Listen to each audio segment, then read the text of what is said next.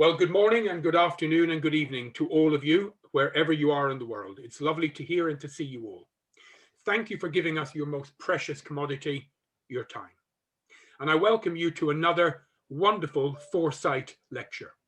Today we have a magnificent speaker, Simon Williamson, who I will introduce in just a moment. For those of you unfamiliar with the Foresight Lectures and the Alpha Group, let me just briefly explain. The Alpha Group has now been in existence for 9 years. We started in the UK, we ran it in the UK for 6 years, and then we launched 3 years ago internationally. Under the leadership of Colin Lindsay, the International Managing Director, we have gone from 1 country to 31 countries in 3 years. We now have Alpha Groups from Singapore to Dubai, to San Francisco, to Guatemala City, to Johannesburg, to UK, to Malta, and everywhere in between. The Alpha Group exists to work only with the owners of small to medium businesses. And we make one promise only to them. And that promise is very simple, very clear, very succinct. Our promise is that we will double the value of your business in 2 to 3 years. So far, ladies and gentlemen, we have never failed. Alpha Groups are, I have to admit, and I make no apology for it, extremely exclusive. In any city, no matter how big it is, Istanbul, Mumbai, London, no matter how many tens of thousands of businesses may be in a city, we only ever allow 20 members, 20 business owners to join any one Alpha Group. So we're very exclusive, but we're more exclusive than that. And we never allow 2 in the same industry. And we meet once a month around a boardroom, or these days on Zoom, for about 6.5 to 7 hours. We do special workshops, special masterminds, and it is incredible. We have never, ever failed to double the value of someone's business in 2 to 3 years. The Alpha Group took on the initiative of launching the Foresight Lectures last year in order to bring to the world the knowledge, the experience, the expertise of these magnificent men and women who have joined us to share their knowledge. Today, we are joined by Simon Williamson. Simon is incredibly gifted. He is very well known in the coaching world. He is a leadership coach, a team coach, an executive coach. He specializes on working with businesses, helping them to build, grow, and develop. If you look at his LinkedIn profile, you'll see some amazing stories. You know, he took one company from a loss of 60,000 per year very quickly to profits of 80,000 just within a few months. He's taken companies with small turnovers right up to 40 million pounds a year in revenue, again, in very quick time indeed. He is an absolute expert in turnaround, in leadership, in working with senior managers, helping them to build, grow, develop, expand, and create. Today, Simon is going to talk about a wonderful subject, a subject that is so key to everyone's personal success, and that, of course, is emotional intelligence, emotional growth, and how it relates to you and you succeeding as a business owner. Simon, are you there? I am here, Gerard. Thank you very much for that, and good morning, everybody. As Gerard says, my name is Simon Williamson. I have a company called High Force Training, and we specialize in, I'm just getting my screen share there. So we specialize in emotional intelligence development, amongst many other things that Gerard said. We're based in the northeast of England, the cold northeast of England. Can I just check that I am sharing my screen, that you've got the right screen there? Absolutely, all seen clear. That's great. So that's a picture of High Force Waterfall. My company is called High Force Training, which initially was set up not by me, but about 30 years ago. I bought the business 15 years ago, so about 30 years ago, up in High Force, which is in Upper Teesdale in the northeast of England. And let me tell you, it's cold up here at the moment. I noticed in the chat someone was it Alex from Northumberland? So I'm sharing the cold with you, Alex. And today, this morning, what we're going to be looking at is talking about emotional intelligence, defining what emotional intelligence is and what it isn't. Emotional intelligence is known as a number of things. It's also known as EQ. So that's your emotional quotient, or EI, as emotional intelligence. So we're going to be looking at what it is and what it isn't. We're going to be looking at EQ versus IQ, so our emotional quotient versus our intellectual quotient, or intellect quotient, which is our cognitive intelligence. We're going to be looking at how you can measure emotional intelligence, why emotional intelligence is a good thing, and we're going to be looking at EQ versus EQI versus EI. And going to that last point first, I can tell you there's absolutely no difference between EQ, EQI, and EI. So when you hear people talk about emotional intelligence, they'll sometimes refer to it as EI, sometimes as EQI, your emotional quotient, or your EQ, emotional quotient as well. So there's no difference. That's how it's often described as. We're going to start off with a definition of emotional intelligence. Now, this will be probably the most accurate definition that you will ever have, but at the same time, it will be the least helpful. Here we go. Emotional intelligence is all about using your emotions intelligently.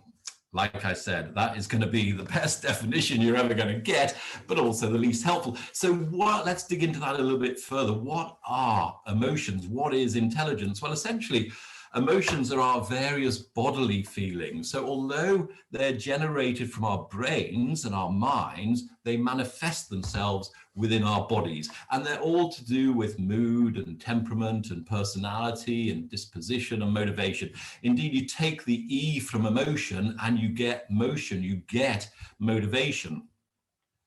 So they are bodily feelings, and this is really important. So they do generate themselves. They are started from our minds, but they do manifest themselves in our bodies. So we talk about, maybe you've come across the expression butterflies in your tummy. If you're a little bit nervous, you get that little nervous feeling in your tummy. Or if you're stressed, I know if I'm stressed, I get a pain in my shoulder there, so I can tell whether I'm stressed or in my neck. We talk about having a gut feel for something, and likewise the more obvious ones.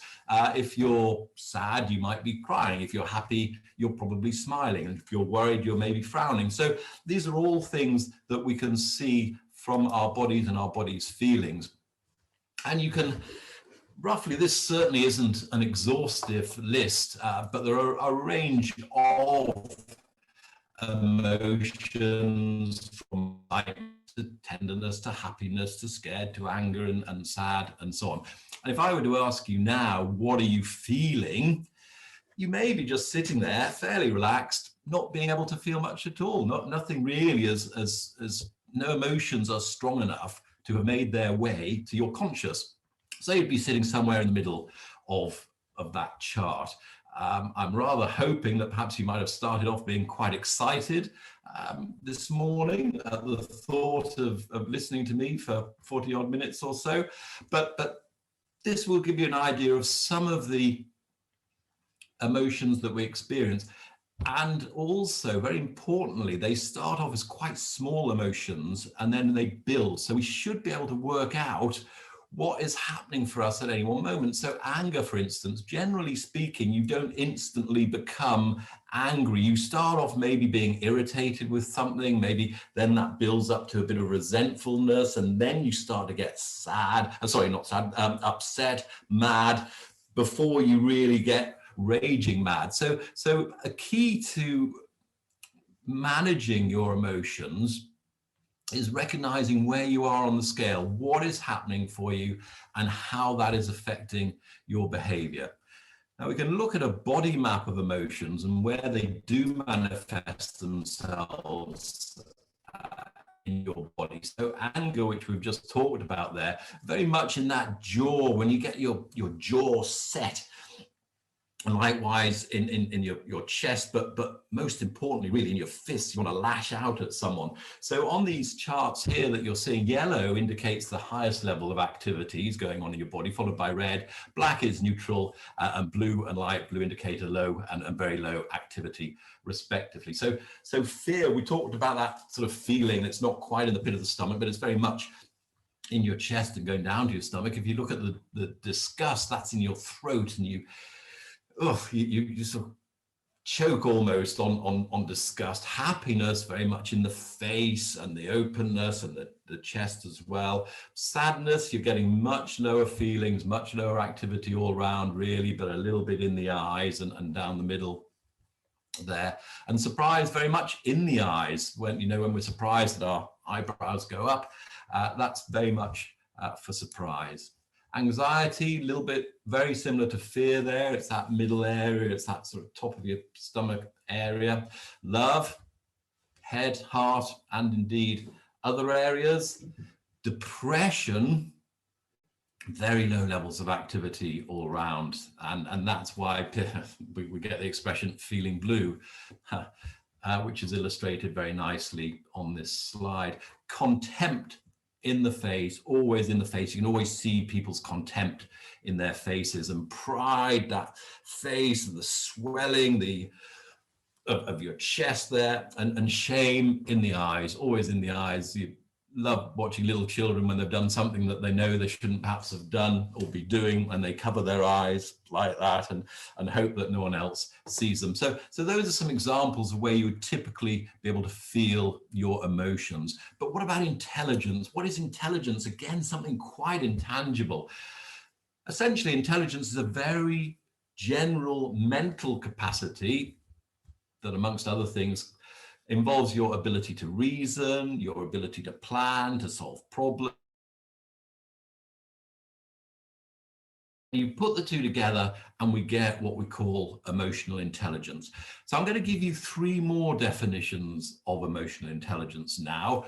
Hopefully they'll mean a little bit more to you than the last one, and one of them perhaps will resonate more than the others. But the first definition is that it's a learned ability to perceive, understand, and express our feelings accurately, and to manage our emotions so that they work for us, not against us. The key word there is, well, manage. We cannot control our emotions. They happen. We can only manage them. The other important thing is that emotional intelligence can be learned. It's something that we develop as we get older, and the older we get, typically the more emotional intelligence we will have, but it is something that you can learn and you can accelerate that process. Second definition is the ability to identify, understand, and manage our moods and feelings, not just in ourselves, but also in other people as well. And that's really important in life and certainly in business, is recognizing what's going on for other people and how their emotions are affecting or going to affect their behavior and their actions.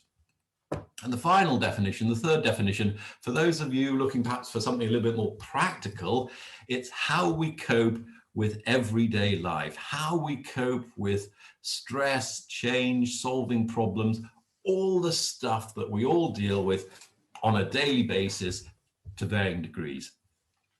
So those are the 3, what I would call more official definitions of emotional intelligence. I have my own definition, which is it's common sense, it's people skills, it's non-technical leadership skills. And if you think about emotional intelligence in those terms, you really won't go too far wrong. The way the process works, some of you may well have seen this tier model before, but essentially our thoughts, either conscious or subconscious, will generate our emotions, which will then typically generate our actions or our behaviors, which get us the result. And we've got to recognize when our thoughts and emotions are being helpful and driving us towards those actions and behaviors that are going to get us the results we want, or perhaps recognize when they're not being helpful and we're going to do something that we perhaps don't want. And at that point, we need to break our thought pattern. We need to take the emotion out of it. And a very good example of this happened to me, it's quite some time ago now. So I'm based in the northeast of England. I had a meeting with a potential client in Peterborough. Now, Peterborough is about 3 hours down the A1 from me, and I was halfway there, about an hour and a half in, and I got a phone call from the office saying that the woman I was supposed to be meeting with had to cancel the meeting because she'd been called to their headquarters in London. And I'm halfway down the A1. What do you think I'm feeling? Let me help you with that. I'm not happy. I'm really, really not happy at all. And really quite annoyed by the whole thing. And what I could have done is phone the woman, expressed my dissatisfaction with her, asked her, did she not know how important I was? Why was she more important to her meeting than me? And it could have all come out, which would have had probably two results. The first result would have been that I might have felt a little bit better myself. I got it off my chest. She'd ruined my day. Why not give her a bit of a hard time for that? Certainly in the short term, it might have helped. But the other result that it would have had would have been that I would never, ever have got any business with that company again, or certainly not as long as she was working there. And seeing as the whole point was to discuss a management training program with her, it rather seemed as if that would be a foolish action, a foolish behavior. So what I needed to do is take the emotions out of the thought, start thinking about it logically. And of course, when I thought about it logically, I'm telling you all this takes milliseconds to do in real life.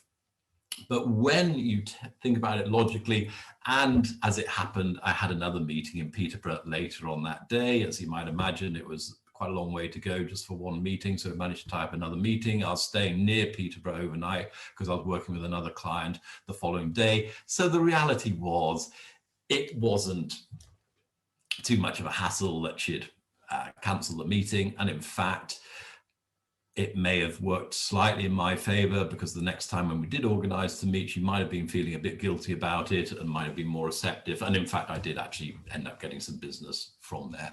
So it's all about recognizing when your thoughts, when your emotions are helping you and generating the behaviors that are going to get the results that you want, and perhaps when they're not, and being able to take that emotion out of it and just start thinking about the situation rationally and logically.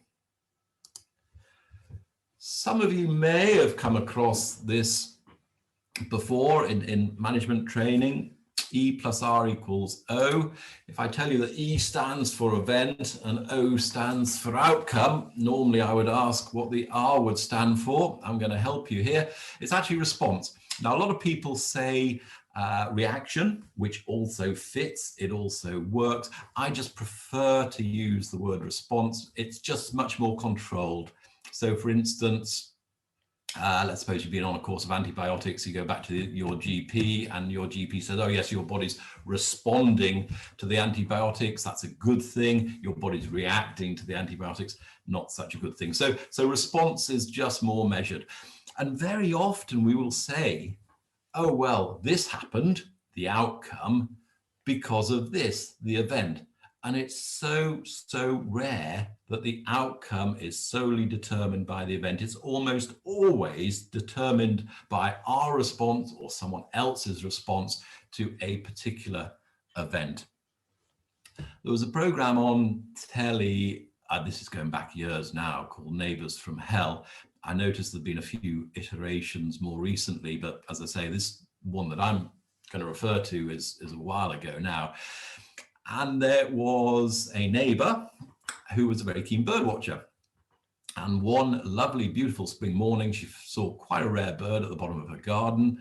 So she went inside, got her binoculars, dashed up to the bedroom window and started looking through the binoculars at the bird at the end of the garden.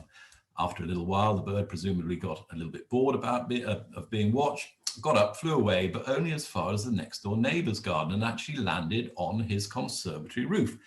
So neighbor B, bird watching neighbor, is following the bird onto neighbor C, conservatory neighbor's roof. Now, just at that point, neighbor C's mother was staying with him and she was sitting in the conservatory, looked up and saw neighbor B, she thought, spying on her with the binoculars, and she wasn't happy. So that was the event. Now, we would all have a different response depending upon how well we knew the neighbors and so on. Let's hope that none of you listening today would have the response that neighbor C had. He was furious, absolutely furious, convinced that neighbor B was spying on him and his family, and he planted a row of Leylandi trees along the border between their two gardens and houses. Now, Leylandi trees are evergreens, coniferous evergreens that grow very, very quickly. And sure enough, after a few years, and it was a few years, they've grown so much that neighbor B, birdwatching neighbors, getting very little light into her garden. She's complaining. Neighbor C, conservatory neighbors, refusing to cut them down, and it goes to court. And sure enough, after quite some time, he's instructed to cut them down, but it costs £30,000 in legal fees. Now, this is going back at least 20 years, I think, and I'm sure there'll be plenty more examples since, but £30,000 today's a lot of money, and was even more money back then. So just a really extreme example of how the response determined the outcome. Nothing or very little to do with the event. It was more the response. And it's the level of our emotional intelligence which will determine the quality of our response. And just as an aside, the more space you can create between the stimulus, the event, and the response, then generally speaking, the more control you'll have over your response. And it's actually a part of our emotional intelligence. It's the part called impulse control. So there we are, just to summarize that first section. Emotion can lead to our best decisions or our worst ones, and the difference is very much our level of emotional intelligence. I just want you to very quickly think of someone who's had a real positive influence on you. Oh, sorry, just before I go on, I forgot to mention right at the start, if you would save any questions, put them in the chat box or save them until I've finished, and then I'll address all those questions at the end. Apologies, back to it. So yeah, think of someone who's had a really positive influence on you, and what attributes, what characteristics, qualities made him or her such a positive influence. What was it about them? Now, I'm not going to give you too long to think about this, just time for me to have a sip of water. But you'll have come up with, hopefully, some of the things that are on the screen at the moment. Maybe they were intelligent, maybe they were thoughtful, logical, competent, maybe they listened a lot, were humorous, passionate, motivational. Now, very often when I run this exercise with people, they pick the EQ ones, they pick the factors that are to do with someone's emotional intelligence as opposed to their cognitive intelligence. So very often it's not someone's IQ that really inspires us, it's someone's EQ. It's those things on the right-hand side, their honesty, their integrity, their motivation. So IQ, our intellectual quotient, or cognitive intelligence, that's our intellectual, analytical, logical, and rational ability. So think of IQ as our technical skills, our ability to do the job, and think of EQ, emotional intelligence, as our social expertise or people skills. And when you're in a job, it's quite interesting that a lot of research has been done into this, and IQ can only predict up to 20% of someone's likely success in a job, whereas EQ can predict up to 45% of someone's success or likely success in a job. So if you were to give me someone's IQ results, I could only guess or judge that, and in fact the average is 6%. It's very much dependent upon the type of role you're doing. Of course, scientists and people like that, 20%, whereas non-skilled jobs would be a lot less than that in terms of IQ, and the average is 6%. So if you were to give me someone's IQ and their EQ, then roughly about 6% of the time I could only predict how successful they're going to be in that role from their IQ results, But about, on average, a third of the time, if I had their EQ results, that's how much, about a third of the time, I'd be able to predict how successful they would be accurately. So, for instance, I work with a number of highly technical businesses. I'm working with a pharmaceutical company at the moment, although not seeing them just at the moment, but they're based up in Alnwick. They employ some really, really clever people, very clever people. Most of them have PhDs. They're scientists, chemists, biologists, and so on. And theirs is a typical story with what happens in businesses. It's that most people get promoted because of their technical ability, their technical skills. They're good at the job they do. And then after a little while, they find themselves in charge of a team of 4, 5, 6 people. And that's where it starts to unravel a bit for them. They're very good at what they do, but they're not so good perhaps at the people skills, at the managing skills. An example, I was working, it wasn't in the Northeast, it was actually near London, with a dentist, really successful dentist. And of course, you've got to be fairly clever to be a dentist in the first place. He had a really successful practice, dental practice, and the reason I was working with him was to try and manage some of that success and build on some of that success. And sure enough, we started off with an EQ assessment, and I'll show you what that looks like in a little while. But very, very high EQ, very high emotional intelligence. And after a little while of working with him, he said, look, Simon, this is great. Any chance you could go and have a word with a friend of mine? We went to medical school together. He was much more clever than me. This is the dentist talking. He was always top of the class and so on. And yet his practice is just struggling a little bit. And neither of us can really understand why, because he's a brilliant, brilliant dentist. So sure enough, I went along and met his mate and gave him an EQ assessment, and very, very low. Very low. So low on the people skills, really high IQ, great technical skills, super dentist, but just didn't have that people skills. And as we all know, when you go to the dentist, let's face it, none of us really know how technically capable our dentists are. We assume they are because they've got the qualification, but it's the people skills, it's the empathy. It's very much the empathy as that drill is just starting up and your jaw is starting to vibrate. It's that empathy and understanding that we need. It's those people skills. So sure enough, did a bit of work with him, and things perked up a little bit. And interesting enough, the higher you get in an organization, the more you need your EQ and less IQ. Because if you think about it, and certainly in bigger companies and bigger organizations, you're doing less of the actual job. When you're a manager, when you're a managing director and have people working for you and with you, you're doing less of your job and more managing people. You need those people skills and less of the technical skills. Now, let me just say at this point, there is absolutely no correlation whatsoever with your IQ and your EQ. There are people that have very high IQ and very low EQ. There are people that have very high EQ and very low IQ. There are people with mixtures and so on. Where it really comes together is if you have someone that has a really high IQ and a really high EQ. Now, these are your superstars. These are your Mahatma Gandhis, your Nelson Mandelas. These are the people that really stand out for us. And you will see that. I see it quite often in the bigger companies that I work with.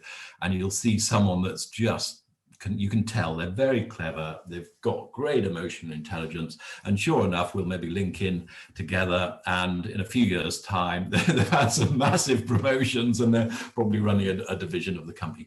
So that's where you get it. But there is no correlation whatsoever between IQ and EQ. You can be high in one, low in the other, vice versa, high in both, low in both. And so on. But they are very complementary. You do need a certain level of IQ to understand how you can develop your EQ. So your IQ will get you a job, but it's your EQ that will then help you within that job. And a few quotes now, and these are going back a little bit because most of the people that quoted are now dead, unfortunately. But Jack Walsh, he's ex-chief executive of General Electric, He said that no doubt emotional intelligence is more rare than book smarts. He was American, you can tell. Book smarts, if he'd been English, he would have said, British, he would have said cognitive intelligence. But anyway, no doubt emotional intelligence is more rare than book smarts, but my experience says it's actually more important in the making of a leader. Stephen Covey, author of 7 Habits of Highly Effective People, research shows convincingly that EQ is more important than IQ in almost every role. Not every role, not in those really high technical roles perhaps, but almost every role, and many times more important in leadership roles, very much so in leadership roles. Lou Gerstner, he was chief executive of IBM. I believe managers at all levels of a company should strive to develop the emotional side of their leadership skills. And finally, this was an advert in one of the Sunday papers I saw a few years ago, not that I was looking for a career change, but MI6 saying that we value both emotional intelligence and academic achievement. So they're looking for those people that went to a very good university, have a very good degree, are very intelligent, but they're looking for those people skills with them as well. Now, at this point, I would ask you to think of a poor manager. When I say a poor manager, I don't mean a manager with not a lot of money. I mean a manager that's not very good, bad, or ineffective. And think about some of their attributes, qualities, characteristics, which make them such a negative influence. Now, when you're thinking about this, and 1 or 2 hopefully will have come to mind instantly, you've pretty much got the opposite of the good manager, the inspirational person. And the groups that I work with say very much they don't listen, they lack integrity, they're not supportive, and so on. So there's the opposite on the EQ. But equally, sometimes they will still say that they're very intelligent and they're logical and they're competent. So it's not their IQ that is creating whether the perception as to whether they're a good or a bad manager. It's very much their EQ. So how do you measure emotional intelligence? Well, for those of you that are perhaps familiar with psychometric test personality profiles, where there are hundreds in the market, there are only about half a dozen emotional intelligence assessments that you can take. I've got the favorite 3, the top 3 on the screen now, the EQI and the EQ360. That was from Ruben Baron. That's the most popular. It's the one that we use as a business. The rather snappily named MISCEAT, which is the Mayor Salavi Caruso emotional intelligence test, and the ESCI, the emotional and social competency inventory, which is was created by Richard Boyatzis and Daniel Goleman. So they're the main 3 that you will come across. And I would say of that, the most popular is the EQI and EQ360. And it measures 5 main realms: self-perception, self-expression, interpersonal, decision-making, and stress management. And within each of those realms, there are 3 sub-realms that go into making it up. So for instance, self-perception, you've got self-regard, self-actualization, and emotional self-awareness. So what actually happens, you would take an assessment, an online assessment. It takes 20 minutes or so, and then you would get the results, or rather your coach would get the results and share them with a feedback session with you. And the reason it's in that circle is that it's all about understanding yourself to start off with, understanding how your emotions are affecting your behavior. And once you can understand yourself, you can then express yourself better, hence the self-expression, which then builds on your interpersonal relationships, which has an effect on decision making, because a lot of decision making is generally, and particularly if you run your own business, a lot of decision making is actually about people, whether those be employees or suppliers or customers. So if you can use your interpersonal skills to get good feedback and get other people's perceptions on problem solving and decision making, it's a big help. And then stress management. The better your decisions generally, the less stress you have. So those are what the EQI actually measures, and those are the areas that go into making up your emotional intelligence, and you can work on each of those. So if you were to take an assessment, you would get a score on each of those, and you could actually work on perhaps those ones that you thought were more important than the others. Now, within businesses, I'm going to give you a few examples now of how this translates into real life. So Tesco put 60 managers through an emotional intelligence training program. And at the end of it, they reported that they had better performance, they had less stress, they had better morale, and that stands for quality of work life, and better health. And some of the comments that came out at the bottom were a whole new world has emerged, other people's feelings. At work, I've had the most productive 6 months I've ever had. I've handled pressure and disappointment in very positive ways. I feel both my relationships and my performance have improved. The course has helped me with relationships, both at work and at private life. Now, emotional intelligence is people skills, it's social skills, it's very much work and home. There's no differential when you have a good level of emotional intelligence. Sanofi, they're a big multinational, French multinational pharmaceutical company. So their sales team, this was based purely on their sales team. Now, this I know doesn't relate to SMEs because they're a massive company, but their sales team went through a process of developing their emotional intelligence, and their EQ after the program rose by an average of 18%. And they then outsold the control group that had no EQ training or development by 12% on average. Now, if you think about this, these are people selling on average $55,000 worth of pharmaceuticals every month. There were 40 of them. So they increased their revenue by $2.2 million a month. It's big money. It works, this stuff. A bit closer to home, Beefeater restaurants. Now, this was interesting in as much as they didn't do any emotional intelligence development training. They just took 161 UK Beefeater general managers, just over 100 male and 50 female, the average age 38, and they'd been with the business about 4.5 years. And so they measured their emotional intelligence without giving them any training or any development. They just measured it, and they found that those that naturally had a higher level of EQ were 34%. Their businesses, their restaurants, had a 34% greater annual profit growth, increased guest satisfaction, they call their customers guests, and higher employee retention. And the measures that they were working on was staff turnover and satisfaction, and guest satisfaction and profit growth, as you might expect. So these are people that naturally had high levels of emotional intelligence. L'Oreal, here's another example. Once again, it was based on salespeople, and they found that those that had a high level of emotional intelligence sold $91,000 worth of L'Oreal products more than the others, and also 63% less staff turnover. So when they selected and recruited staff based on their emotional intelligence scores, those that had a high level of emotional intelligence were less likely to leave during the first year. And finally, Motorola, this was at one of their manufacturing plants.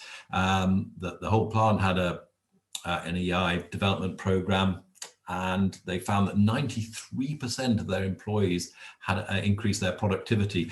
Lost time accidents were reduced by half, formal grievances reduced by an average of 15 to 3 a year. There's an HR department's dream.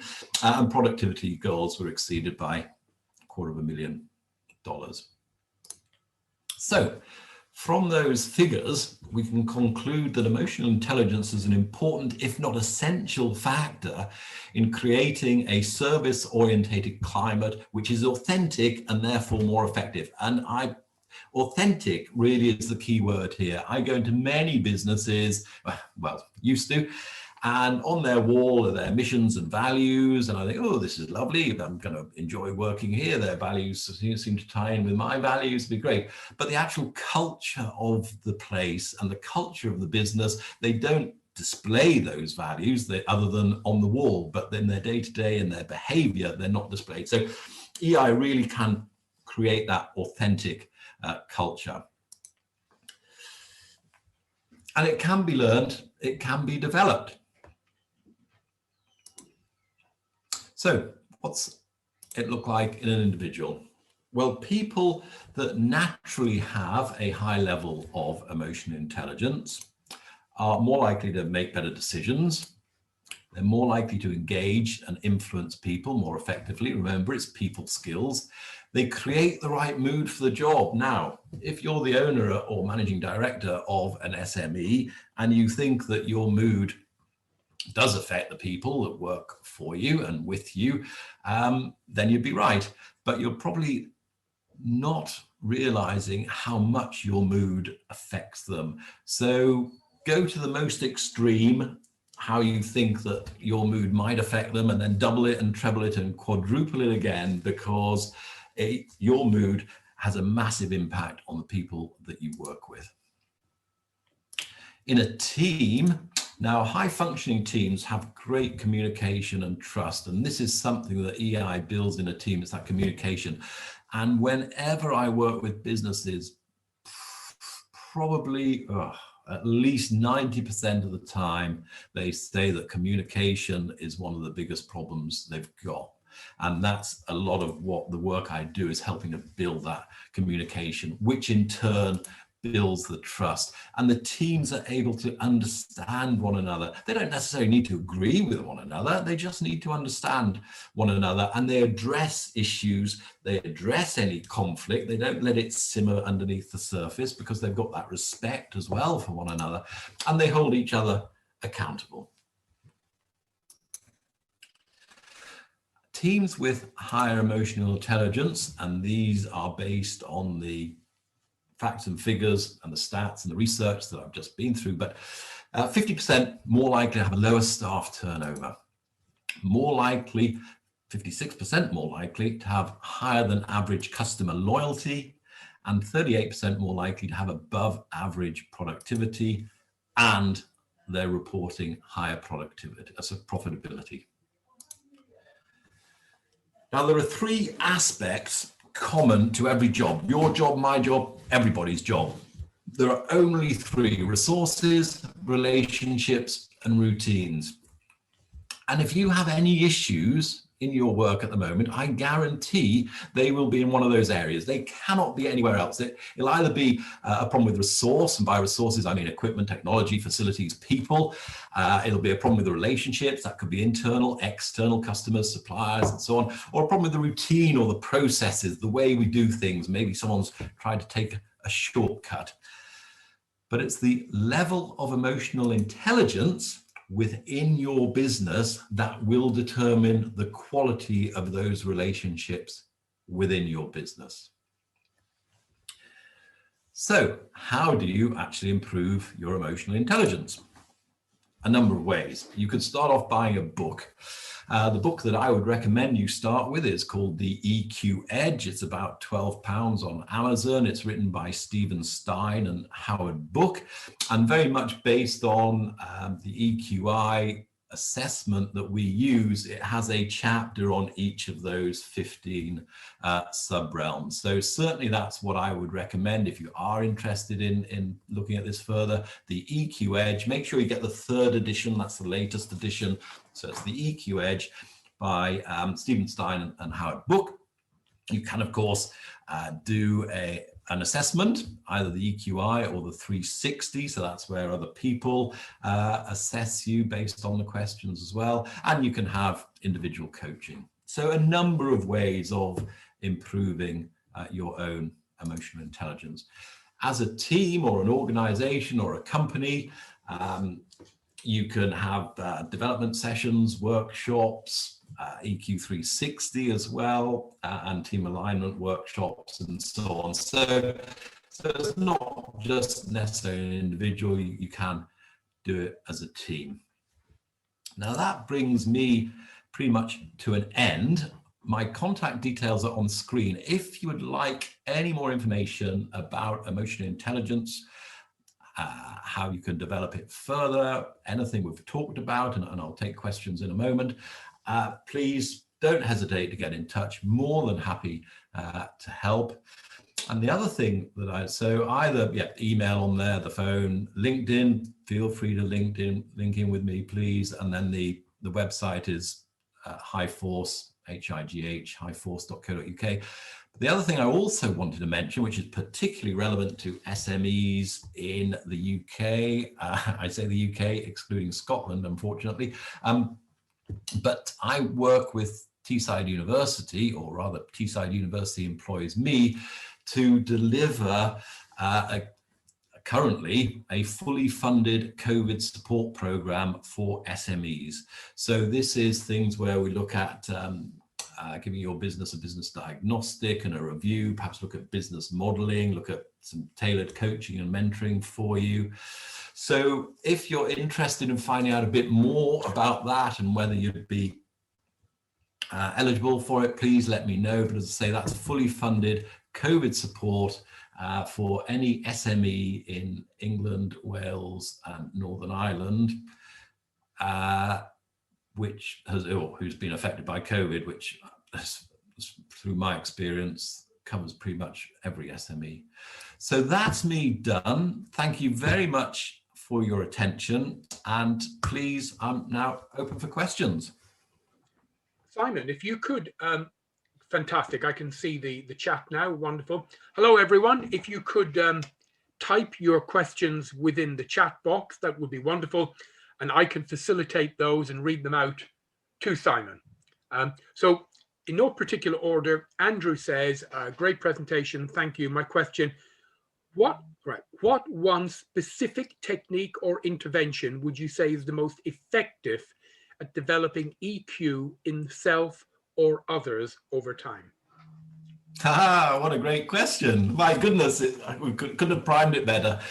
I would say is taking, and it doesn't take long, it's 5 or 10 seconds a time, 3 or 4 times a day, is just take that time. You've got to remember to do it. That's the difficult bit.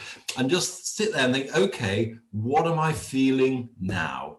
What am I feeling? Because a lot of the time we go through and we don't actually, the feelings, our emotions aren't strong enough to register with our consciousness. We really have to start thinking about it. So I'd just spend a moment, even if it's in the car or before you go home from work or before you start work, and just think, okay, what am I feeling now? Where am I feeling it? How's it manifesting itself in the body? And how is it going to affect my behavior? How is it going to affect my actions? Is it good for me, or is it something I need to just take the emotion out and think about it rationally or logically? But for me, that's definitely the way that I would do it, is just regularly think 2, 3, 4 times a day. Okay, what am I feeling now? Why am I feeling it? And how's it affecting me? That's great advice. While you were talking there and my camera was off, I was scribbling away furiously. And I've got 2 full pages of notes. One is the definition, which very short, but as you say, not very helpful at the beginning. I liked the model, the TEAR model. And of course, the one that we're all familiar with, but I keep forgetting all the time, E plus R equals O, so relevant. The various tests you did, I took a screenshot of those. Okay. That was very helpful. And I found the examples, L'Oreal, Motorola, the percentage growth was actually very good. It was it's frightening, Gerard. It's not quite as impressive as the Alpha Group, but no. Yeah. Well, these big companies, they take a while to catch up, you know. So we may be small, but we're fast and maneuverable. So and so Simon, so Tatiana says, thank you. How to manage, this is a wonderful one. So Tatiana says, great presentation, thank you. How to manage the trigger to react versus response, especially when you're under stress? Once again, really good question. And there's no easy answer to this. It comes from practice and experience. and just taking, it goes back to the advice that we've all had at some point in our lives, where you just take 10 deep breaths before you respond or react. Now, that's very easy for me to sit here and say that, but if someone's just cut you up in the car and or something along those lines, then it's a lot more tricky to do. But that's really about all you can do, is just take that time out, take those deep breaths, but also recognize when you're going to be in perhaps a stressful situation. So I know, for instance, it hasn't happened in the last year, but I know that when I'm traveling, I can be quite short-tempered. I just want to get from A to B, and I don't really want someone in security asking me to take my shoes off and things like that. So I know that when I'm traveling through airports particularly, that's a danger time for me to lose my cool. So recognizing when it's happened in the past, how it's happened, when it might happen again, when you might be going into a situation where it could happen, and just, it really is just, I'm afraid, trying to get that time between the event, the stimulus, and your response to that. Great. There's a couple of other questions. One was asked by Andrew, in fact, just as I was doing my little intro at the beginning, so it relates to something I said. I'll deal with it quickly. How do you measure value? ? Turnover or operating profit? Good question, Andrew. Actually, neither. What we mean by value is, as a business owner, what would you get were you to sell your business? So what is the value? In business terms, we would call it market cap, the market capitalization. What would you get if you actually sold your business? What is the value on the marketplace? So thank you. Michela asked a question, not sure if it's tongue-in-cheek or not, Simon. It's, does medication help to develop EI? I'm not sure. I'm not sure either. It's not something I've tried. No. I guess it would depend on the sort of meditation, I guess. I would think you did say meditation as opposed to medication. Let me just ask that again. Sorry. No, meditation. Meditation. Yeah. I think it can only help develop your EI, because you get a much better understanding of yourself, and it's that self-perception, and it's if you think about one of the areas that EI covers, and one of the measurements is that self-awareness, and so it will certainly help you on your self-awareness side of things, but maybe not necessarily. Well, it'll help you with stress management as well, I would say, and probably even so. Yeah, I would suggest if you're meditating, it can only be good for your emotional intelligence. I'm a big fan personally of meditation. I try and do it every day, so I would say yes, I love it. So yeah. Just two more quickly because of time. This one I don't know if we should answer. Peter Hodgson, thank you, Peter. Simon, thank you for an excellent presentation. I've just ordered the book. There you go. Oh, well, you mentioned that when IQ and EQ come together, you get great leaders such as Gandhi and Mandela. Mm-hmm. Good. Then comes the question, but it's a bit controversial. Okay. How do you explain Trump? And we really don't want to get into politics here, because as an organization, we deliberately take the middle road. We don't publicly support any particular side.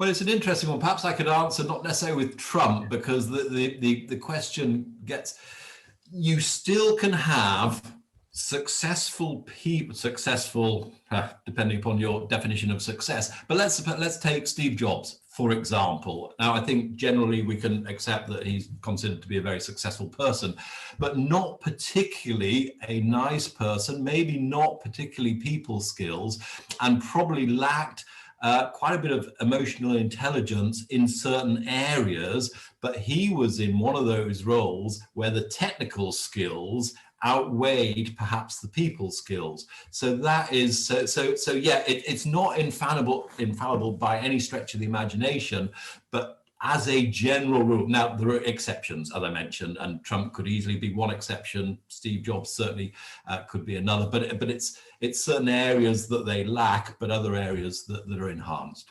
Wonderful, thank you.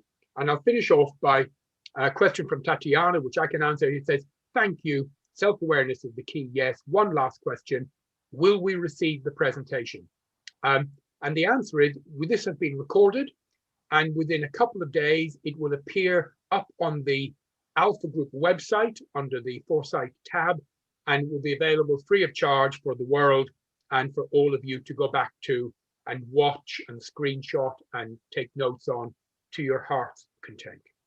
So thank you, all of you, for listening. We're over 40 people now, and it will go out to our database of nearly 100,000. I'll just say, Gerard, as well, if people have got my contact details, so if they wanted to email me, I can send them summaries of stuff, fantastic. a bit of a summary of things as well. Oh, I think they'd love that.